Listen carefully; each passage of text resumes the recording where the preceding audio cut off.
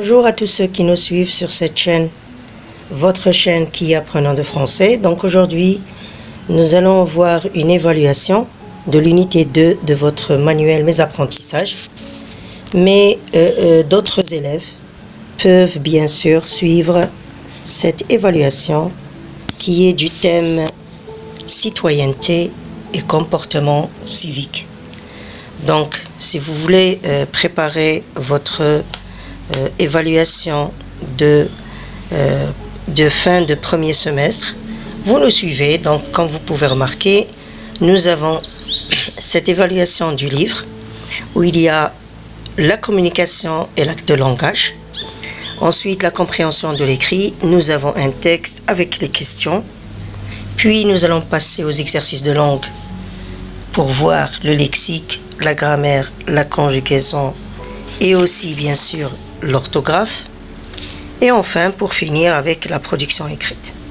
Donc ici, pour ceux qui ont ce livre, vous allez voir que cette évaluation, c'est une récapitulation. Ça veut dire mulakhas, récapitulation des leçons de langue et surtout du thème la citoyenneté et le comportement civique de l'unité 2. Alors sans plus tarder, nous allons commencer par faire une lecture. Vous écoutez cette lecture qui doit être une lecture expressive. Ça veut dire qu'il faut respecter l'intonation, la ponctuation, les virgules, le point et aussi bien sûr connaître le type de ce texte. Alors témoignage d'un jeune volontaire à El Messira, Brahim Faska de Rachidia. J'ai participé à la glorieuse marche verte vers l'âge de 16 ans en tant qu'élève au lycée Sijil Massa à Rachidia.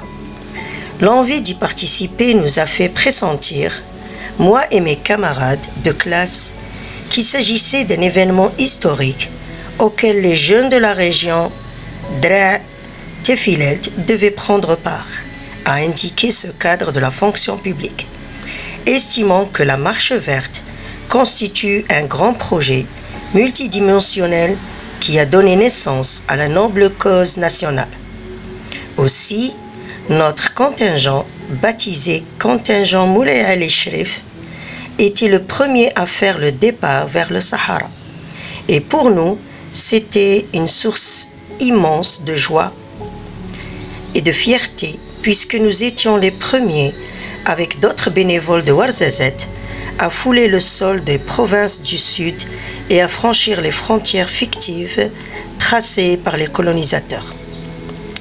Les 40 jours de la marche verte passés dans le Sahara sont des moments inoubliables qui nous ont permis de faire connaissance avec d'autres concitoyens venus d'autres régions du royaume pour se retrouver ensemble, former un front uni, solidaire et déterminé à rejoindre nos compatriotes des provinces du Sud. Pour beaucoup d'entre nous, les volontaires, la marche verte est la première école d'apprentissage du nationalisme et du patriotisme sincère. D'ailleurs, je me souviens du discours historique prononcé par feu Sa Majesté Hassan II, qui a exprimé pour la circonstance sa grande fierté de voir naître la génération El Messira, porteuse du flambeau de la défense et de l'intégrité territoriale et fortement dévouée à l'orgueil national. Le nom de l'auteur, c'est Mohamed Nasseri. La source, c'est l'agence marocaine de presse MAP, WWM-MAP-MA. Et bien sûr, le titre de l'ouvrage, c'est Témoignage d'un volontaire d'El Messira, 6 novembre 2017. Alors, nous allons commencer par répondre aux questions de compréhension que vous allez écrire, bien sûr, sur votre feuille, bien sûr, feuille ou bien le cahier de devoir. Comment s'appelle la personne dont le journaliste cite les paroles? Quel événement raconte-t-il? 3. Que signifie la marche verte? 4. De quel contingent M. Brahim faisait-il partie? 5. Qui a décidé la marche verte? 6. Les participants ont passé combien de jours au Sahara? 7. comment est considérée la marche verte, quel a été l'objectif de cet événement historique qu'est la marche verte. Donc vous allez remarquer qu'à chaque fois nous avons un texte, il y a des questions qui sont relatives et pratiquement nous avons des questions, les réponses bien sûr sont dans le texte. En passant à la langue, vous allez remarquer que votre exercice de lexique, d'abord numéro 1, écrit les phrases avec les mots suivants, respecter, solidaire. Nous avons le verbe respecter et nous avons l'adjectif solidaire. Donc ici, vous écrivez une phrase avec un sujet, verbe, complément. D'accord? Remplace, numéro 2, exercice 2. Remplace les mots soulignés dans la phrase par son synonyme, par leur synonyme. A. Il faut bien sauvegarder la nature. Le mot souligné, tu réécris la même phrase. Nous avons sauvegardé à l'infinitif, donc tu écris un autre verbe à l'infinitif qui est synonyme du verbe sauvegarder. B. Regarde ce petit garçon, il marche lentement. Ça veut dire d'une manière lente. Ici, tu gardes la même phrase et tu écris le synonyme de lentement. Pour la grammaire, nous avons 3 exercices. Le premier exercice recopie la phrase en remplaçant le complément d'objet par un pronom.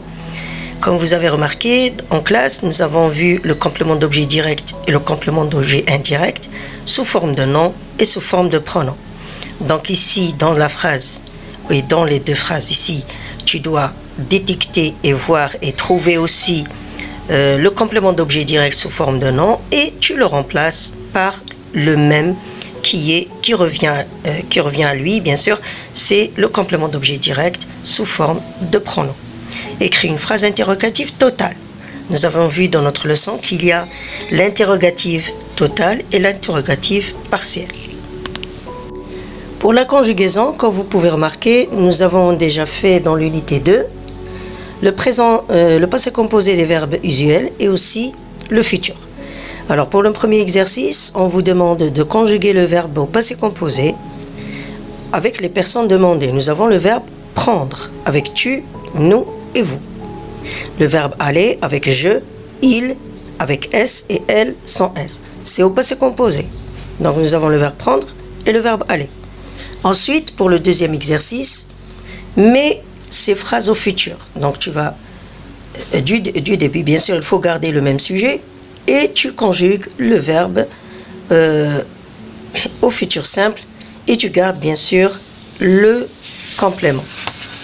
Pour l'orthographe, nous avons fait l'accord du sujet avec le verbe et aussi l'accord avec le participe passé. Nous avons le premier exercice. Réécris ces phrases en mettant le sujet au pluriel. Fais l'accord nécessaire. Ce jeune est volontaire. C'est un bon citoyen. Donc, cette phrase, elle est au singulier. Il faut la transformer complètement au pluriel en changeant, bien sûr, ce qui est nécessaire à changer. Elle parle fort, sans S. Elle est ambitieuse. Donc là, c'est à transformer au pluriel comme c'est demandé. Complète le participe passé. Nous avons vu que dans le participe passé, nous avons des verbes qui sont conjugués avec l'auxiliaire avoir. Et nous avons aussi des verbes qui sont conjugués avec l'auxiliaire être. Donc il faut faire très attention quand est-ce qu'il y a l'accord et quand est-ce qu'il n'y a pas l'accord. Vous avez le numéro 2, c'est avec l'auxiliaire avoir. Et numéro 3, qui est avec l'auxiliaire être. Ensuite, ce qui est demandé dans l'exercice 4, c'est remplacer le complément d'objet direct par son pronom, par un pronom. La voiture a heurté les enfants.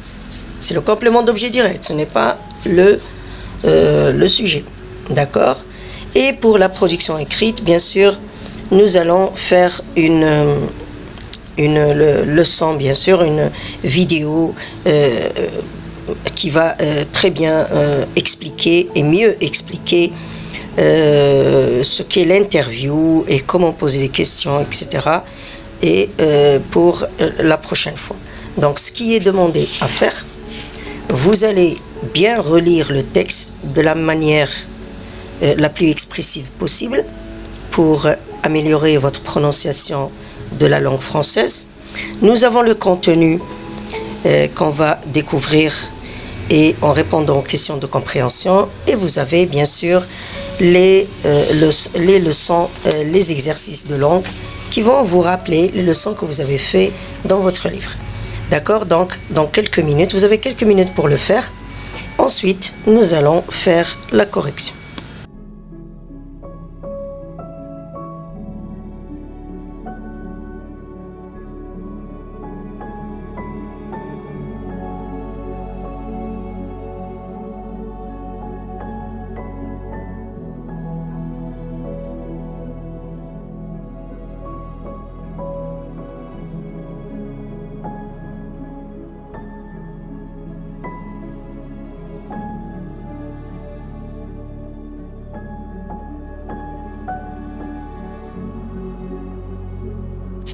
Nous revoilà donc dans la correction de cette évaluation de l'unité 2 sous le thème de la citoyenneté et le comportement civique.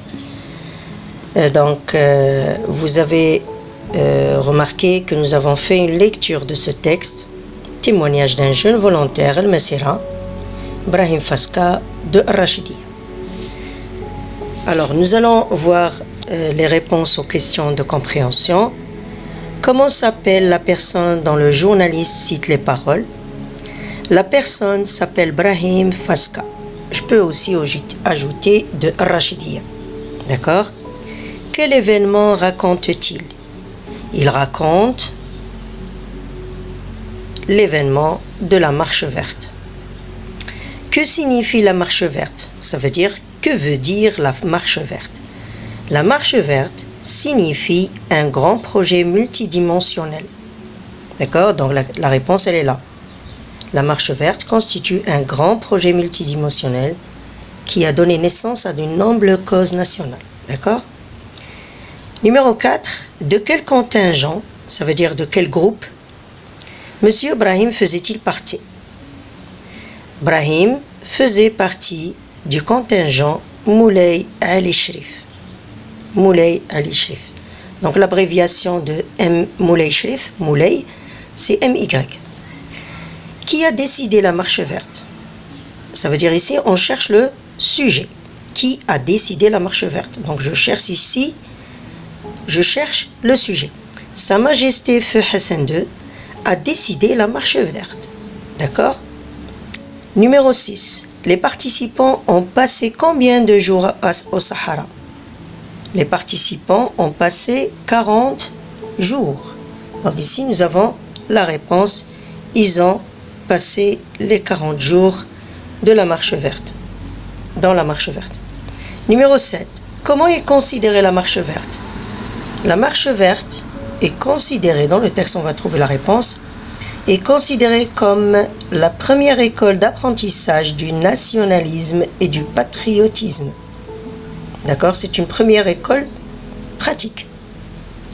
D'accord? Donc là, comment est considérée la marche verte? La marche verte est considérée comme la première école d'apprentissage du nationalisme et du patriotisme. Pour ceux qui n'ont pas bien compris ce que veut dire nationalisme et patriotisme, utilisez le dictionnaire et vous cherchez parce que ça a rapport avec la patrie et ce qui est national. Quel a été l'objectif de cet événement historique qui est la marche verte? Donc l'objectif, c'est le but. Donc je peux répondre l'objectif de cet événement est, ou bien le but a été de voir naître la génération d'El Messira porteuse du flambeau de la défense et de l'intégrité nationale. Donc on peut trouver bien sûr ici en bas, donc ici, pour de voir naître la génération El Messira porteuse du flambeau de la défense et l'intégrité nationale. Donc la défense et l'intégrité territoriale, vous pouvez bien sûr la chercher dans le dictionnaire. Pour le lexique, écris la phrase avec les mots suivants. Nous avons le verbe respecter. Je respecte mes amis. Je, sujet, respecte, c'est le verbe, je le conjugue, et le complément. Solidaire, c'est un adjectif. L'adjectif, il peut être dans la phrase épithète, ça veut dire à côté du nom qu'il qualifie, ou bien attribut qui va être après le verbe. Donc ici, bien sûr, nous avons fait un adjectif épithète. C'est à côté du nom qu'il qualifie. Nous sommes des citoyens solidaires avec les autres. Nous sommes des citoyens comment? Solidaires. Ça veut dire on s'entraide avec les autres. Remplace les mots soulignés dans les phrases. Remplace les mots soulignés dans les phrases par leurs synonymes. Il faut bien sauvegarder la nature. Il faut bien protéger ou bien préserver la nature. Donc ici, nous avons deux synonymes pour le verbe sauvegarder. Deuxième phrase. Regarde ce petit garçon, il marche lentement. Quel est le synonyme de lentement? Regarde ce petit garçon, il marche doucement. D'accord? Donc voilà la correction du lexique. Pour la grammaire, recopie la phrase en remplaçant le complément d'objet direct, non, par son pronom. Il faut respecter les personnes âgées. Donc ici, les personnes âgées, c'est le complément d'objet direct sous forme de nom. Il faut les respecter. Les, c'est le complément d'objet direct sous forme de nom. Ça veut dire c'est les personnes âgées qui ont été remplacées par leur pronom complément d'objet direct. Remplace le complément d'objet indirect par un pronom dans cette phrase. Le professeur demande aux élèves, il demande à qui aux élèves? D'être tous présents. Donc ici, aux élèves, c'est un complément d'objet indirect sous forme de nom. Le professeur leur demande d'être tous présents. Il demande à qui? Il demande aux élèves, à leur. D'accord? À eux. Ça veut dire à eux. Écris une phrase interrogative totale. L'interrogative totale, comme on a dit tout à l'heure, c'est une phrase, c'est une question qui demande une réponse par oui et par non. Donc l'interrogative totale, c'est une interrogative. Alors l'interrogative totale, c'est une interrogative qui demande la réponse oui et non. Ça veut dire on va pas ajouter un autre complément pour compléter le sens ou compléter la réponse. Avez-vous aidé? Écris une phrase interrogative totale. Comme j'ai dit tout à l'heure, l'interrogative totale, c'est une question qui demande une réponse par une affirmation, une négation. Ça veut dire oui, et tu reprends le sujet, le verbe de l'interrogatif, ou bien non. Par exemple, avez-vous aidé cet aveugle? Oui, nous avons aidé cet aveugle. Ou bien non, nous n'avons pas aidé cet aveugle. Donc ici, je ne vais pas ajouter un autre mot à ce qui a été donné dans la question sujet, verbe, complément. D'accord? C'est pour ça qu'on l'appelle total. Ça veut dire qu'on n'a pas besoin d'un autre mot. On confirme ou bien on ne confirme pas la réponse. C'est avec oui ou non. Donc voilà cet exemple. On passe maintenant à la conjugaison. Le premier exercice, c'est l'auxiliaire avoir et le deuxième, c'est l'auxiliaire être. Le verbe prendre, tu as pris, nous avons pris, vous avez pris. Aller, je suis allé. Si c'est un garçon qui parle, c'est et. Si c'est une fille qui parle, c'est et. Ils sont allés. Donc ici, c'est clair, il y a le il avec S, c'est les garçons. Là, c'est elle. C'est Karima, Selma, etc. Donc, elle est allée. Alors, qu'est-ce que je dois ajouter? Je dois ajouter le E du féminin. Donc, ici, bien sûr, c'est et E. D'accord? C'est et E. Mais les phrases au futur simple. Ils mettent, c'est au présent, la main à la pâte. Ils mettront, R-O-N-T, la main à la pâte. Donc ici, le R-O-N-T qui est signe de la terminaison du futur. Tu choisis ton concurrent. Tu choisiras ton concurrent. D'accord? Donc ici, c'est R-O-N-T et avec tu, c'est R-A-S. On passe maintenant à l'orthographe. Donc, comme vous avez vu, l'orthographe, c'est réécrit ces phrases au pluriel. Nous avons la phrase « ce jeune et volontaire, c'est un bon citoyen, comment le transformer au pluriel bien sûr en ajoutant là où il faut la marque du pluriel. Bien sûr, quand on a ce démonstratif, le pluriel c'est C. Jeune, j'ajoute le S. Le pluriel de et, c'est 100. Volontaire, je dois ajouter le S. C'est un bon citoyen. Pour le pluriel, ce sont des bons citoyens. Alors, comme vous pouvez remarquer, j'ai ajouté le S et j'ai changé aussi le verbe. Ces jeunes sont volontaires avec S. Ce sont des bons avec S, citoyens avec S. Pour la deuxième phrase, elle parle fort. Elle est ambitieuse. Elle parle fort. Donc ici, pourquoi le fort, c'est un adjectif et je n'ai pas ajouté un S? Parce qu'il ne revient pas à elle. Ce n'est pas elles qui sont fortes. D'accord? C'est la façon de parler qui est fort. Donc ici, elles parlent fort. D'accord? Elles sont ambitieuses. Complète les participes passés. Nous avons fini. Le verbe finir, deuxième groupe, se conjugue avec l'auxiliaire avoir. Il n'y a pas l'accord. Elles ont marché pendant 1 heure. Marcher, féminin, il y a l'auxiliaire avoir. Je n'ajoute pas de S. Accorde les participes passés avec l'auxiliaire être. Ces jeunes garçons, c'est un pluriel masculin, ça veut dire il avec S. Accompagné et S. C'est l'auxiliaire être sans. Elles sont allées à Paris. Donc, elles, c'est féminin pluriel. Donc, j'ajoute le E du féminin et le S du pluriel. Remplace le complément d'objet direct par un pronom. Attention à l'accord. La voiture a heurté qui? Les enfants. C'est un complément d'objet direct sous forme de nom. Je le remplace par son pronom. La voiture les a heurtés. Les, c'est un complément d'objet direct sous forme de pronom. Pour la production écrite, on vous demande de compléter cette interview en plaçant les éléments suivants aux bons endroits. Donc ici, bien sûr, vous avez juste ce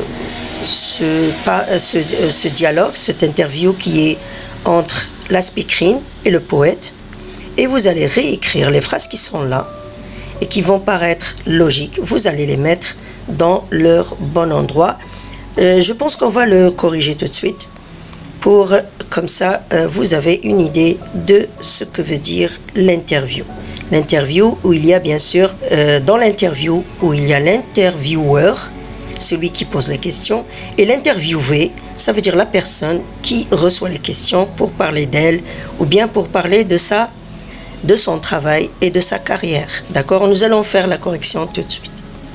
Alors voilà, nous allons voir cette correction de la production écrite, ce qui ne va pas empêcher bien sûr qu'on va faire une vidéo sur les différents modèles de l'intervieweur et de l'interviewé dans une interview. Alors, la question de la speakerine. Bonjour monsieur, il y a longtemps qu'on ne vous a pas vu sur ce plateau. Le poète.